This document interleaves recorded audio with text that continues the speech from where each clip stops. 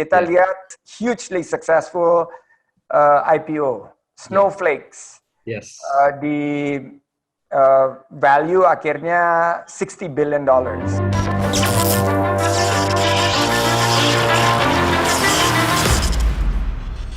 MDI Ventures, Metra Digital Inovasi, ini anak usahanya Telkom. Dan luar biasa, dari 2016 saya ngamatin banget, walaupun saya nggak lagi aktif di bisnis, tapi sebagai anak usaha Telkom Group ini udah mendisrupsi secara down to the core,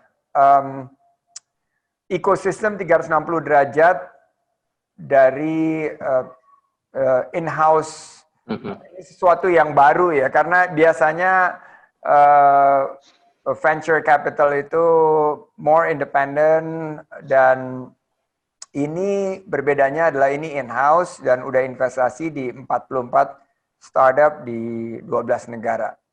Luar biasa banget. Kemarin aku dengar MDI just announce ada suntikan dana $500 juta. Ini 7,3 triliun rupiah dari not just Telkom tapi a broad host of new investors. Dulu waktu saya masih mengelola investasi, $500 juta itu banyak banget bisa kita investasikan di kalau di 10 perusahaan aja kan berarti ada $50 juta. Tapi kelihatannya ticket size-nya dari teman-teman MDI ini mungkin berbeda sama waktu saya berinvestasi. Nah, Mas Aldi, Bro Kenneth, bisa diceritakan nggak sedikit tentang MDI Ventures? What's the DNA? Apa yang menjadi core belief? Kapan berdirinya? Dan sebagai salah satu investor terbesar di Indonesia sekarang, what's the latest and the greatest of MDI? MDI itu kita berdiri di tahun 2016, jadi kita tuh baru berumur ya 4 tahun lah. In terms of funds, kita baru aktif di awal tahun 2016. Kita mulai berinvestasi di region Southeast Asia, lalu kita mulai expand globally. Jadi the first fund itu kita ada sekitar $100 juta, fully expand, sudah habis di tahun ini actually. Dan I think dari investasi kita sudah exit di 8 company. Jadi kita sudah exit di Amerika, di Jepang, di Australia, dan juga kita ada beberapa perusahaan yang di-acquire di Amerika dan di negara lainnya. I think the core belief dari MDI di awal-awal itu kita berawal dari sebenarnya flashback ke belakang lagi, kita tuh ada program dulu. Di Telkom Group itu ada program namanya Indigo. Nah, Indigo itu di awalnya itu mereka tuh sebuah kompetisi mencari startup-startup yang ada di Indonesia. I think starting from 2009 kita ini. Lalu di 2012 itu dia mulai berubah menjadi inkubator program. Jadi di Telkom itu 2012. Lalu MDI itu sebenarnya kita memang baru aktif fund-nya di 2016, tapi kita itu sudah mulai membantulah menjalankan Indigo Inkubator di tahun 2014. Jadi kita waktu itu membantu Telkom untuk menjalankan Indigo Inkubator, namun tiket size itu masih kecil. Dulu itu kita investasi itu mungkin hanya sekitar 250 juta lah, paling mentok gitu. 250 juta kita invest ke multiple Indonesian startup, karena kita believe waktu itu kebetulan Direktur Digital Telkom waktu itu Pak Indra Utoyo, dia believe bahwa ekosistem digital di Indonesia itu memang harus dibantu untuk dikembangkan. Jadi berangkat dari situ, beliau tuh mencanangkan program Indigo inilah. Dan sampai sejauh ini tuh kita udah invest ke 150 startup di Indigo. Itu sudah lebih dari 150 startup di Indigo Incubator Program. Nah, di sekitar 2015 kita mulai berdiskusi lah. Habis Indigo Incubator apa nih gitu loh. Ibaratnya kalau diketahui lah ya, di tahun-tahun 2016 itu mungkin banyak itu investor dari luar lah. Lebih banyak tuh investor terutama dari Jepang lah. Lalu mulai mulai local investors kayak itu mulai ada seperti Ventures, lalu Alpha itu udah mulai ada, tapi Telkom ini belum gitu. Maksudnya dari BUMN itu belum ada lah yang masuk ke sektor ini. Dan akhirnya dipikirkan gimana ya caranya supaya kita juga bisa berkontribusi lah ke startup ekosistem di Indonesia. That's why waktu itu akhirnya di-decide bahwa MDI akan didirikan dengan fund yang pertama $100 juta, lalu itu akan mensupport nggak cuma startup-startup dari Indigo, tapi startup-startup dari regional di Southeast Asia dan even global. Tujuannya kenapa kita invest ke Southeast Asia dan global adalah untuk membawa capability dari startup-startup ini yang di luar negeri untuk ke Indonesia. Karena obviously ya sebagai salah satu BUMN di Indonesia, our network and our strength is here gitu. But we want to actually grow even faster gitu. Dan bringing this capability, kita juga ibaratnya membukalah market Indonesia untuk dikenal di luar negeri gitu. Nah, jadi starting dari situ kita lihat ternyata udah 4 tahun lah ya kita udah berinvestasi 44 companies and I think in the region or in Indonesia lah at least kita tuh sekarang start visi yang with the most exits lah, with the most successful exits and yeah obviously the new fund that is being launched yang 500 juta itu adalah kepercayaan yang diberikan lagi lah oleh Telkom Group dan investor-investor lain yang akhirnya membuat kita tuh lebih percayalah bahwa kita bisa mensupport ekosistem startup di Indonesia lebih jauh lagi, gitulah. Oke Aldi,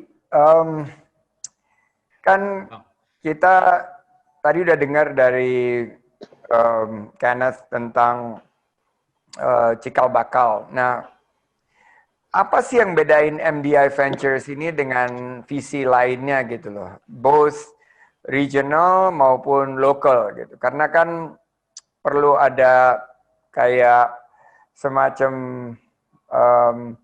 pitch yang bisa meyakinkan the startups to partner dengan MDI. Jadi dilihat dari sisi mana diferensiasi dari MDI Ventures ini.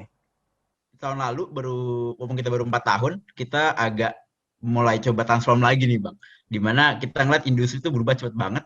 Jadi mungkin tadi awalnya kita hanya ngelola dana Telkom, tapi kita mulai ngeliat ternyata setelah 4 tahun tuh banyak investor lain yang mengapresiasi performa kita lah. Dimana kita mulai ada beberapa investor lain mulai percaya dan kita mulai transform nih.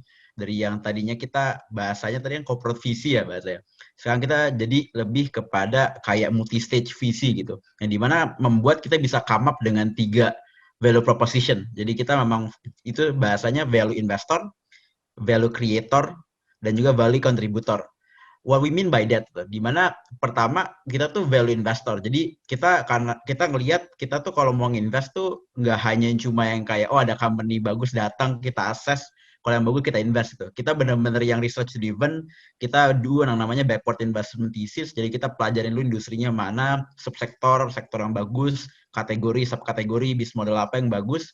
Kita bikin kayak investment thesis per company. Baru kita bakal cari company yang kita mau invest. Jadi waktu kita ketemu startup tuh, kita udah kerjain PR-nya kita tuh. Jadi pas kita ngobrol, kita lebih on point, kita lebih clear mana yang memang menurut kita oke, mana yang enggak. Kedua, kita tuh value creator. Di mana kita tadi sejak kita tadinya nggak hanya disupport sama Telkom, tapi other investor juga, kita bisa berikan value lebih kepada perusahaan on top of the money gitu. Jadi kita coba connectin mereka dengan berbagai macam institusi yang memang jadi backer kita juga. Telkom salah satunya, kita juga ada namanya Kukmin Bank atau Kukmin Investment yang jadi partner kita di salah satu fund yang lain, dan beberapa investor-investor yang lain juga yang jadi backer kita untuk kita connectin dan memberikan mereka value lebih untuk bisa grow lebih cepat lagi. Dan yang terakhir itu value contributor, di mana orang kan banyak kan kalau investor cuma fokus ke satu stage, ke 2 stage, jadi habis mereka dapat dana kita, bahasanya kadang-kadang itu hit and run Bang. Jadi habis kasih duit ya udah terserah mau ngapain, yang penting duit kita balik gitu. Kalau kita enggak, kita benar-benar jadi kontributor, kita jadi long term partner sama mereka, jadi kita benar-benar bisa bantu. Bahasanya bahasa kerennya Bang, dari ideas to IPO and beyond gitu. Jadi mereka baru bikin startup, kita ada dana yang bisa bantu. Mereka baru mulai jalan, mereka bisa bantu. Mereka ada dana yang cocok sana. Mereka mau mulai jadi grow sustainable, sustainable, kita ada dananya juga. Mereka mau IPO atau mau M&A, kita butuh dana lagi, kita kasih dananya juga gitu Bang. Jadi kita benar-benar bisa ngebantu mereka di semua cycle dan become real definition of long term partner ke foundernya tersebut sih Bang. Aldi, di dunia fund investments atau VC maupun private equity, kita kenal dengan adanya sebutan vintage. Yep. Nah, ini vintage 2020. You guys just secure a $500 million investments dari beberapa pihak. Nah, ini mestinya kan ini the best time to invest itu pas lagi keadaan seperti sekarang gitu loh. Dan on your 3 cycles, value investing, value creating, dan value contributing ini $500 juta, which sectors are you guys going to pursue?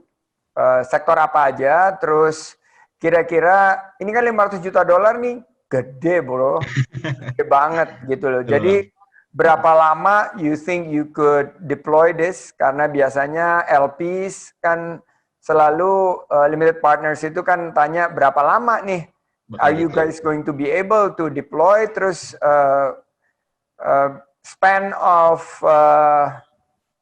monitoring dan evaluating all these investments. Gimana di strateginya?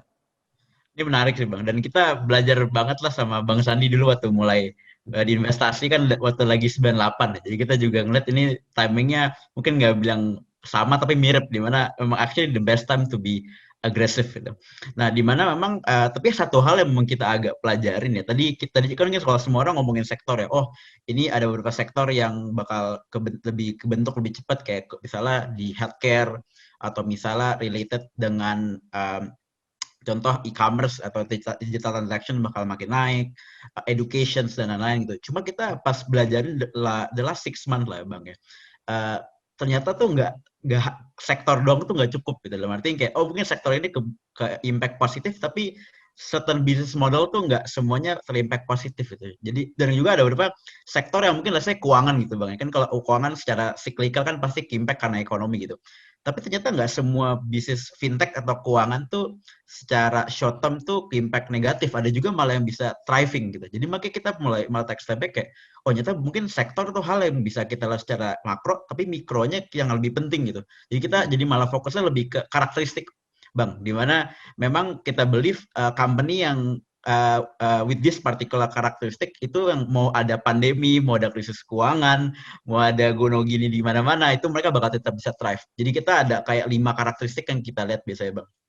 Jadi kita nyari company yang pertama pastinya nyari yang with so-called yang namanya prudent founder gitu. Jadi kita nyari, tapi di mana agak bedanya adalah kalau orang biasanya nyari founder yang so-called hustler ya, dia jago jualan, jago convincing people, tapi kadang tuh nggak prudent. Nah kita nyari yang prudent, jadi mereka tahu kapan pump the brakes, kapan mereka stop, kapan mereka lari.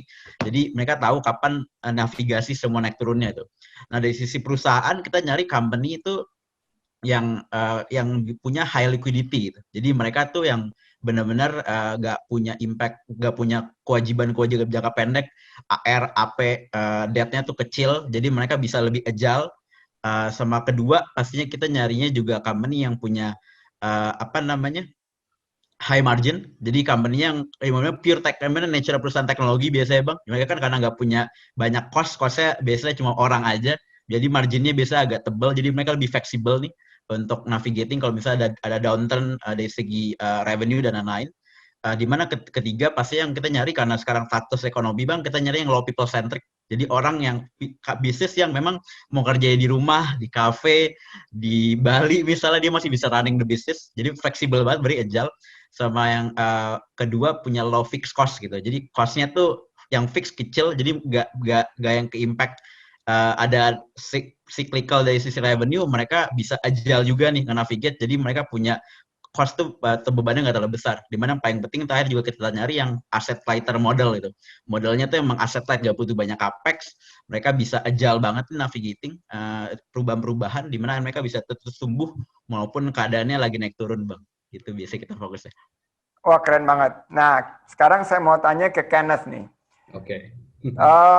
You guys are part of a large conglomerates, boleh dibilang lah ya, bahwa Telkom itu kan Telkom yang bisa dikasih lihat satu perusahaan terbesar di Indonesia, punya anak usaha Telkomsel yang gigantic banget, punya organisasi yang puluhan ribu, dan begitu banyak culture yang udah boleh dibilang dulu monopolistik, dan kalau dilihat juga average age dari pimpinan-pimpinannya kan cenderung ya bukan milenial lagi, sementara kalian kan milenial. Nah, gimana buat MDI Ventures, you guys untuk bisa continue to be flexible, moving fast, making commitments, writing a check, evaluating transactions, terlepas daripada satu ekosistem usaha yang biasanya lebih cenderung dekat dengan birokratik, slower, dan juga mungkin lebih bisa dibilang lebih risk averse. Kenneth. Yeah. So very good question, Bang. Jadi di awal, I think when we first started in 2016, nobody in Telkom actually know MDI itu siapa atau apa gitu within Telkom Group ya. Jadi the culture that you mentioned, I think obviously a lot of people know. I think with big corporation, it's gonna be slow, it's gonna be very bureaucratic. But I think the good thing is that the director yang waktu itu ngebawain kita actually gave us the trust gitu, karena we've proven ourselves in the Indigo program, and then he also give us assurance lah bahwa kalau misalnya kita ngejalanin MDI, we can build our own culture, because he realized in this sector, in the startup industry, it cannot be like a giant corporation. It has to be swift, it has to be adaptive, ya kan? Jadi kita lihat along the way, actually kita sekarang walaupun mungkin kalau dilihat agak sedikit beda culture-nya. Jadi kalau datang ke MDI itu kan beda sekali, I think feel-nya dibandingkan dengan mungkin anak usaha Telkom yang lain ya. Because like you mentioned, even the average age in MDI surprisingly is very low. I think average age in MDI is only about 30 lah, out of all employees within so. Given that trust, kita juga percaya bahwa obviously we cannot lose that trust ya. So we employ a very good corporate governance. Jadi kita juga, in terms of compliance, in terms of evaluations, we're very very strict gitu. Jadi di MDI kita selalu ada audit every year about corporate governance. So not only about the result, but also about the process gitu. Because I think to get this kind of result, the process is also important gitu. And we are, maybe that's, I think juga another part itu, that's why we are quite different than the rest of the VC, The rest of the other VC, I think they can move much quickly than us, because like you mentioned, there's still that bureaucratic process, but obviously I think along the way, we can actually accelerate because we've done, trial and error along our process that the people in the management understand apa sih the proses yang harus dilakukan supaya ini tuh bisa bekerja gitu. Jadi not kayak kalau orang berpikir akhirnya di-influence dari the group influence us, actually we try to influence the group juga gitu. That's why kayaknya di dalam Telkom Group at least kita tuh mulai menjadi kayak something yang new lah, yang different than the rest of the other subsidiaries gitu. Tapi kita juga bukan berarti kita nggak belajar dari ini. Apa yang kita pelajarin dari grup itu ya obviously the process have to be right gitu. Because given the trust that the investors have given us, kita juga nggak boleh semena-mena lah intinya kan. Jadi culture kita dan culture dari the group itu kita try to combine it to become a new culture lah within MDI. Dan I think itu yang akan sedikit berbeda. Jadi VC culture and then the corporate culture, kita try to combine it and balance it out. Itu yang I think happening in MDI. And that's the reason why we can move. I think it's not really gimana ya? It's not different, but it's a more in between lah. That kind of culture gitu. Oke, Aldi. Sekarang more on the personal side. Kan you are very young, 27 tahun is when I started Saratoga, dan Saratoga waktu itu was a startup. It was juga ya pada saat itu mungkin bisa dibilang usaha ultra mikro ya. Buat Aldi sendiri, kapan mulai terjun dan memiliki ketertarikan di dunia digital dan visi? Karena visi is not for everybody. It's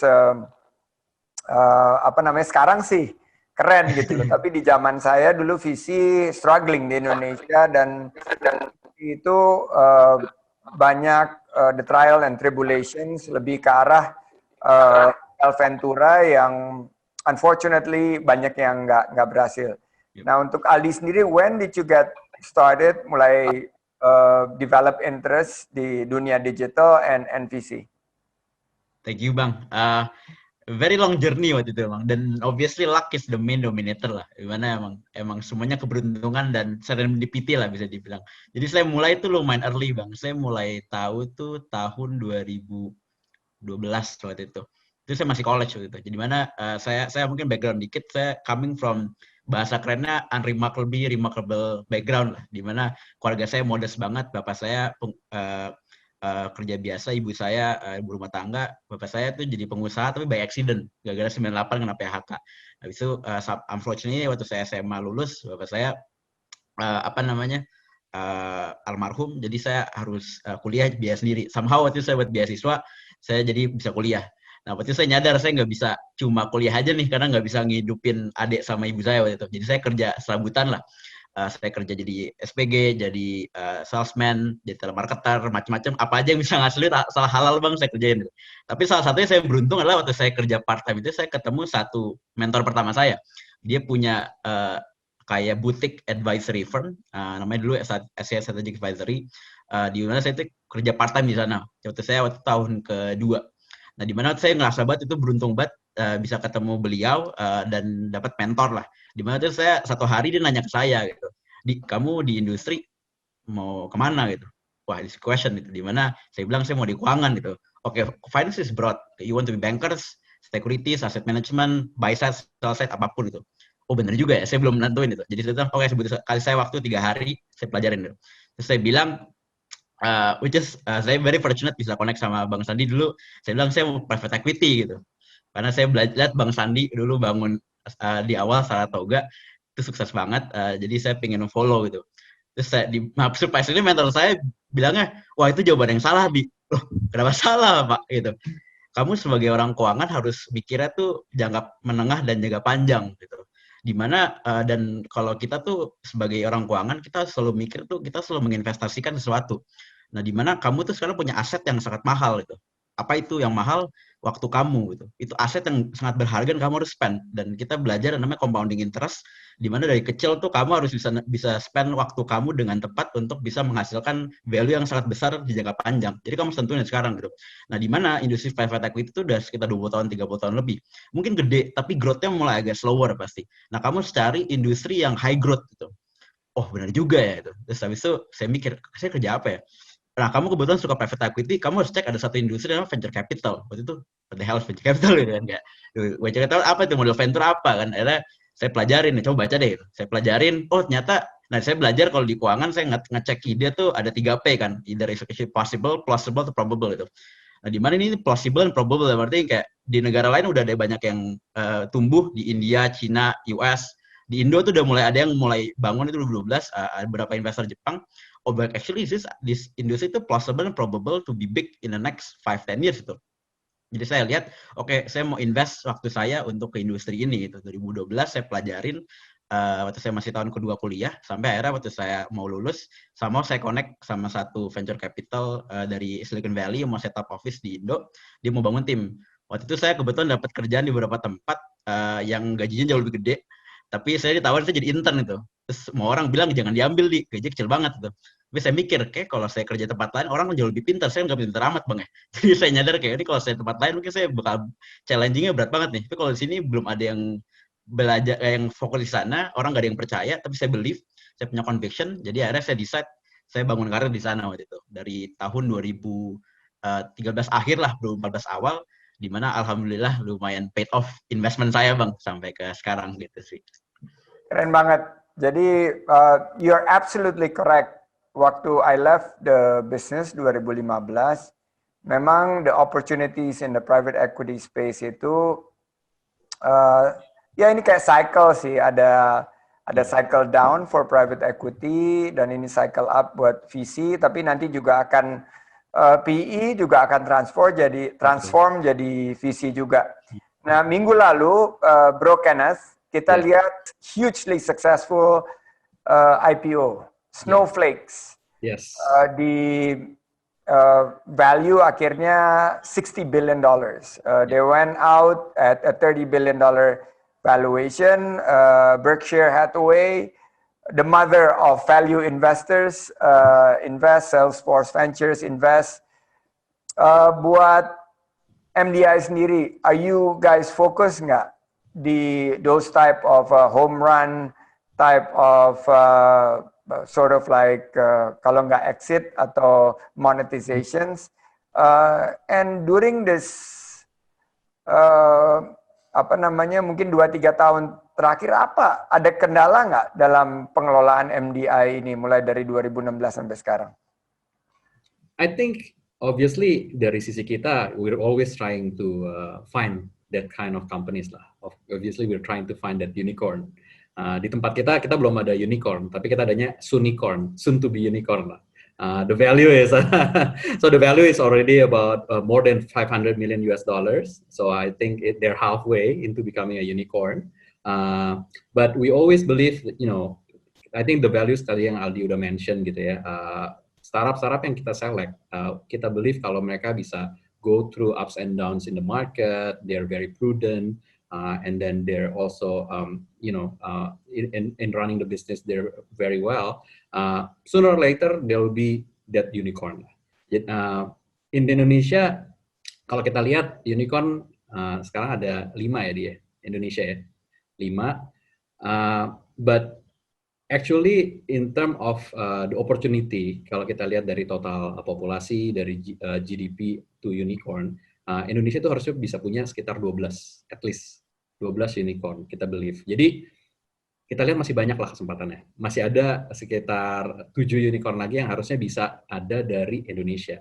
Dan di Indonesia ya, kita lihat opportunity itu sangat besar gitu. Karena obviously ya, very big population, and then, GDP growth-nya very, stable before the pandemic at least ya kan. Dan kita lihat tuh memang company-company yang kita select lah at least, itu mereka tuh arahnya memang ke sana gitu. Out of 44 companies, I think we have more than 6 yang di atas $100 million right now. Actually even more ya dia. Jadi kita pikir bahwa opportunity-nya buat salah satu dari mereka ini jadi unicorn adalah gitu. Dan kalau dibilang sebagai exit, memang kita tidak selalu di-expect untuk exit lah. Jadi kalau memang ada company yang bagus, there's always opportunity for the Telkom Group to acquire the company actually. So that's why di Telkom Group itu, at least di MDI, kita tuh ada satu namanya synergy team. Synergy team itu I think, I don't know about other VCs, but we never heard other VCs having a synergy team. What they do is actually trying to connect our startup to either our portfolio, other subsidiaries in Telkom Group, or to the other state-owned company gitu. Jadi mereka itu selalu mencoba mengconnect startup dan membantu other subsidiaries kita untuk either new directions atau accelerate or increasing their efficiency gitu. Jadi kita believe dari value-value itu mereka itu punya higher chance of success. Jadi kita percaya bahwa kalau misalnya dengan kolaborasi antara, let's say, a big corporations like Telkom Group, and then the swiftness of all this startup, we can create something new together. And tadi yang dibilang gitu. Kita bring value not only in capital, we also bring values in this kind of collaboration lah, gitu kita bilang. Jadi kalau visi-visi lain mungkin mereka kayak invest and then ya udah sampai situ aja gitu. But for us, after we invest, it's actually the start of the journey gitu. Because now we can work closely together with the startup to kind of create that value that can one day hopefully make them the unicorn yang ya ibaratnya di-mention di berita di mana-mana lah. Makanya kita believe bahwa our type and our style of investing will one day produce a company of the size mungkin Flex, hopefully. Ya, kalau kita lihat kan unicorn mungkin Gojek, Yes. Tokopedia, Yes. and then we have Traveloka. Hopefully they bounce back after this pariwisata, terus Bukalapak, or maybe one more di fintech. Siapa yang di fintech udah unicorn? Formerly OVO, Bang. OVO. In OVO, and then I heard Ruang Guru is attempting, walaupun belum 1 billion, tapi hopefully soon they will reach that. It's from the education tech. Yes. Saratoga sendiri, our first fund, it takes a long time for us to reach 600 million, which we managed to achieve in our third fund. Dan when we went public, itu juga di 2013, kita ngelihat matriksnya itu ya cukup sulit ya, and there's always cycles, investment cycles, but at the end of the day, kalian benar bahwa you need to look at prudent owner. Salah satu kesulitan yang saya hadapi adalah to convince, because I was young, dan to convince business owners terhadap propositions kita, value proposition kita. Nah, ini Aldi 27 years old, very young. Kenneth 32 years old, also very young. You guys are millennials. Susah nggak sih meyakinkan this so-called prudent owner atau prudent entrepreneur terhadap value proposition kalian, dan bagaimana strateginya Kenneth sama Aldi ini untuk menghadapi orang-orang yang mempertanyakan kemampuan dari kalian berdua, padahal kan mereka tahu bahwa they want your money, your connections to Telkom dan the ecosystem that you are offering. How do you overcome? Bagaimana caranya mengatasi faktor usia ini kepada your potential partners? Ya, luckily sih Bang ya, untungnya sih kalau kita ketemu founder mereka nggak pernah nanya umur kita sih. Jadi kita jarang banget disclose, but I think here's the thing, we believe maturity is not related or directly linked to age lah. The good thing about industri ini ya Bang ya, kita tuh belajar banyak banget gitu. Jadi apa yang kita pelajarin tahun lalu might not be sufficient this year gitu. Jadi I think that process actually help us to kind of like gain a much bigger knowledge lah, yang ibaratnya mungkin di industri lain tuh nggak terjadi gitu. Jadi misalnya mungkin kita di industri perbankan, ya udah kita belajarnya cuma perbankan aja gitu.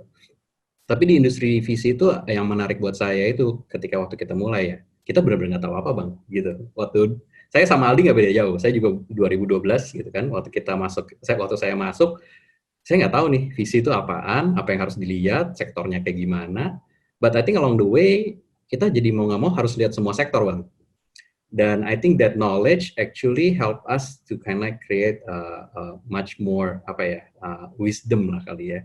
Kalau mau dibilang gimana, kayak kita tahu bahwa oh di type of business yang kerja tuh bisnis model seperti ini, di type of business yang kerja tuh bisnis model seperti ini. Jadi along the way kita juga tahu bahwa to gain that trust from founders yang ngerasa kita, oh ini masih muda banget nih investor gitu kan. Tapi obviously from discussing itu ya they know lah the amount of knowledge that we have accumulated along the way gitu. And I think dari founders tuh rata-rata juga, jadi dari beberapa dari kita kan memang kita kadang-kadang sit di boardnya mereka untuk advising gitu. Dan obviously ya we try to learn not only from the startup but also from the other let's say board juga. Jadi over time ya kembali lagi I think with that accumulated knowledge maybe maybe we feel that we are older than we are actually gitu. Jadi kalau dilihat ya memang awal-awal ya kembali tadi saya bilang gitu, even like within the group orang banyak yang nggak percaya gitu kayak ini masih muda nih gitu, bisa nggak sih gitu. But we always try to work hard and give out good result lah. I think ya tadi saya bilang proses and result people have to choose. But for me both are important gitu. The process is important, but the result is also important. The process is how we deal with this thing gitu ya kan. Tapi the result itu jadi undisputable proof gitu, bukti yang nggak bisa dibantah lagi gitu bahwa ya berarti apa yang kita lakukan benar gitu. Dan ya mungkin dari pelajaran-pelajaran ini nih Bang nih gitu kan, dari kita mulai di awal nggak tahu apa-apa, lalu kita coba trial and error. And I think gini, di startup itu ya selalu yang dibicarakan itu kita nggak boleh takut untuk gagal. Dan to be honest Bang, gagal itu buat kita menurut saya, at least buat saya lah ya, buat saya kalau gagal itu kita jadi lebih cepat lagi belajarnya. Karena kita tahu, yang ini tuh salah gitu, yang benar tuh seperti ini. Dan the more, ya saya nggak bilang kita harus gagal terus, tapi at least dari kegagalan itu kita bisa belajar untuk menjadi lebih baik lagi. And di startup itu, kita nggak belajar dari kegagalan kita doang, kita belajar dari startup-startup yang gagal juga Bang. Nah, itu juga I think help us lah, I think, at least for me, I don't know about Aldi, tapi kalau dari saya, dari kegagalan-kegagalan itulah, saya jadi mungkin tahu bahwa, the right things atau the right direction yang harus diarahkan tuh ke arah sini gitu lah Bang. Any thoughts from you, Aldi? Ya, mungkin nambahin dari Kenneth Bang. I think mungkin kayak tadi Bang Sandi udah bilang zamannya agak beda dan kita beruntung di situ Bang. Mungkin kalau zamannya Bang Sandi kita mungkin struggling banget, tapi kalau sekarang itu kita malah muda tuh kita ngerasa itu jadi keberuntungan ya, dan actually an advantage karena sekarang zamannya tuh ada satu hal yang konstan Bang, di mana temanya tuh selalu change kan, di mana the depth, the level, and the breadth of change itu beda banget sama dulu. Jadi misalnya contoh dulu misalnya orang yang pakai e-wallet tuh 3 tahun lalu mungkin gak ada yang pakai Bang. Sekarang semua orang at least di Jakarta tuh pada pakai. Dulu orang gak ada yang percaya, 5 tahun lalu mungkin orang gak banyak yang percaya transaksi online, sekarang orang semuanya mau pakai transaksi online gitu. Semua orang tadi nggak bisa percaya bisa belajar online, sekarang semuanya paksa belajar online. Nah, dimana dengan jadi yang masih muda kayak Kenneth dan saya, kita tuh nyadar kita banyak nggak tahunya Bang. Kita tahu kekurangan kita. Jadi kita selalu, even kayak kita udah umur segini, kita selalu percaya kita harus belajar terus gitu. Jadi hal-hal yang kita belum tahu, kita selalu terbuka, kita lebih sering dengerin daripada ngasih tahu. Jadi kita bisa belajar terus dan adapt. Dimana ini jadi hal yang sangat jadi ke advantage ya dibanding sama mungkin yang lebih senior ya. Although pasti kita banyak belajar juga lebih senior karena punya wisdomnya Bang. Tapi di sisi kita lebih agile dalam arti bisa adapting these multiple changes, dan akhirnya tadi yang kayak Kenneth bilang, surprisingly kita kalau ketemu founders mereka nggak pernah nanya umur kita, nggak pernah nanya background kita gimana, lulusan Harvard atau mana, yang nggak pernah ditanya. Tapi mereka juga bisa ngeliat dari how we actually represent ourselves gitu. Kita cara ngomong gimana, abis kita ketemu how we actually be able to deliver what we actually promises. Akhirnya mereka juga starting to gain trust and respect gitu. Pasti di awal kita juga ngerasa ada beberapa founder yang mungkin lockdown ke kita karena umur, tapi along the way with the relationship akhirnya mereka ternyata Kenneth sama Aldi nggak ngomong doang nih, beneran ada yang dikerjain gitu, dan yang dia ngomong tuh nggak omong kosong gitu, emang ada dasarnya, dimana banyak kan juga nggak berarti come up dari kita, tapi kita juga tadi karena banyak belajar dari seperti Bang Sandi, dari yang senior-senior kita juga, yang akhirnya kita bisa apply those wisdom dan bisa convince these founders untuk take our money Bang. Aku masih ingat sih waktu di awal-awal saya mau ketemu entrepreneurnya begitu lihat nanya, ini siapa ya yang yang bakal lead proses ini. Terus saya bilang, saya ya Pak. Wah, langsung dia mundur karena dia nggak yakin I would be able to deliver because I simply was too young. Atau ada yang, ya kamu anaknya siapa pemiliknya? Saya bukan anaknya siapa-siapa, saya actually the one starting this business gitu. Jadi ya itu, nah kadang-kadang waktu itu ya beruntung saya punya later on punya partner yang lebih senior. Kadang-kadang kalau ada deal besar ya bawa Pak Edwin gitu loh. Jadi ada bisa cari solusi lah. Okay, we're at the end of our discussions. Final words dari both Kenneth. Mungkin Aldi dulu, terus ditutup oleh Kenneth. Silakan Aldi. Makasih Bang. Sebelumnya makasih banyak untuk opportunity ya Bang untuk bisa discuss sama Bang Sandi. Obviously a privilege.